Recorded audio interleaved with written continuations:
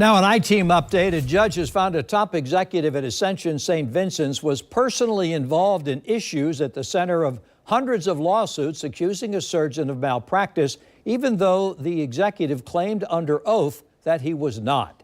The I-Team has been investigating allegations that St. Vincent's allowed the doctor, who was impaired by a progressive neurological condition, to continue to operate on patients for years. Those court documents about what the executive knew were filed last year. I-Team investigator Ann Maxwell is joining us now with the update. Ann? Tom, attorneys for St. Vincent's were trying to keep that executive, who testified his position is like that of a CEO, from being deposed for these cases, saying he didn't have firsthand knowledge. But a judge found otherwise. When Tom Van Osdol signed this affidavit under oath last year, he was the senior vice president, Ascension and ministry market executive of Ascension, Florida in the Gulf Coast, overseeing medical systems in Pensacola, Mobile, and Jacksonville.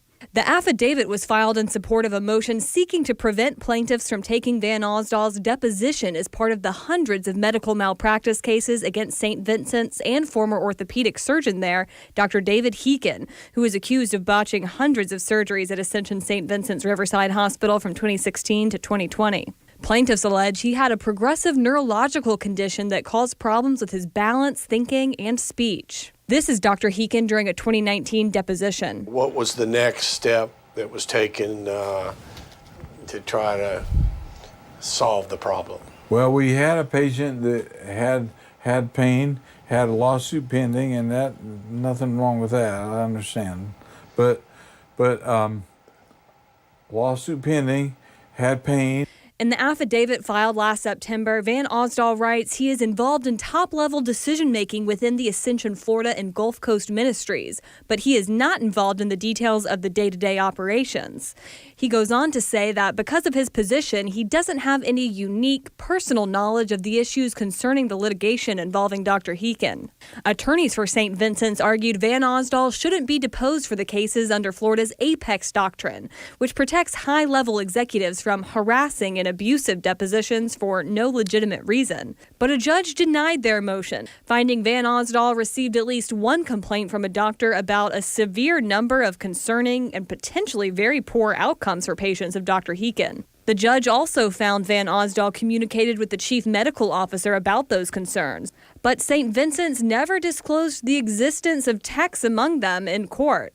The judge goes on to say he found Van Osdol was personally involved in dealing with concerns from employees that St. Vincent's was not responding to complaints about Dr. Heekin. The judge found that Van Osdol's affidavit is lacking in candor and veracity and is not plausible on its face. Which, of course, is tantamount to the judge saying that's a false affidavit. Curtis Fallgetter is a former federal prosecutor who is not involved in this litigation. He says this signed affidavit could create problems for Van Osdol. What's an oath? An oath is you're there to tell the truth, and you're verifying the accuracy of this. So if those elements are met, under Florida law, perjury is a third-degree felony, punishable up to 5 years in prison. Van Osdol has not been accused of or charged with perjury in connection to this affidavit. Van Osdol is the chair of the board of the trustees for the Florida Hospital Association, according to its website.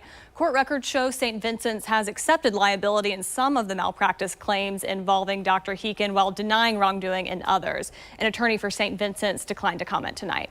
Ann Maxwell, Channel 4, the local station.